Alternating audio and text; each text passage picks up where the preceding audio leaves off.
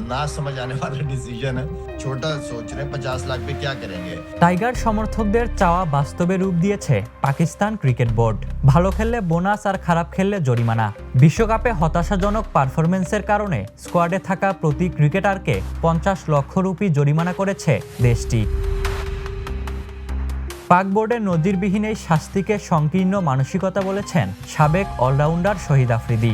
শাস্তির এই ধারণা নিয়ে বিরোধিতা করেননি তিনি, তবে এর পরিমাণ নিয়ে আপত্তি আছে সাবেক এই পাক ক্রিকেটারের।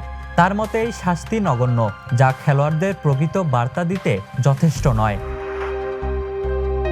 এই বিষয়ে আফ্রিদি বলেছেন, এটা সামান্য শাস্তি, 50 লাখ দিয়ে আপনি কি করবেন, এটাকে শাস্তি মনে হয়নি। তিনি অবশ্য কি শাস্তি হতে পারে সেই ধারণা দিয়েছেন। তার মতে পারফর্ম করতে না পারা খেলোয়াড়দের প্রথম শ্রেণীর ক্রিকেটে পাঠিয়ে দেওয়া উচিত। কোনো খেলোয়াড়কে অন্তত 2 বছর জাতীয় দলের বাইরে রাখার ব্যাপারেও মত দিয়েছেন তিনি।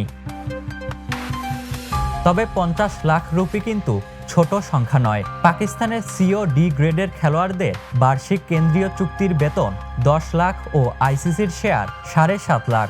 আর তাই তো এই শাস্তির কারণে কয়েক মাসের বেতন খোয়াবেন পাক ক্রিকেটাররা। এবারের বিশ্বকাপ অবশ্য ভালো কাটেনি পাকিস্তানের। ব্যর্থ ব্যাটিং বোলিং, দুর্বল ফিল্ডিং সবকিছুতেই যেন এলোমেলো পাকিস্তান দলটা।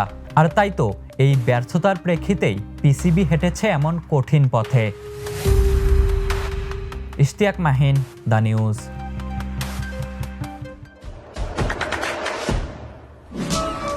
দেশে দেশে সবার সাথে দ্য নিউজ।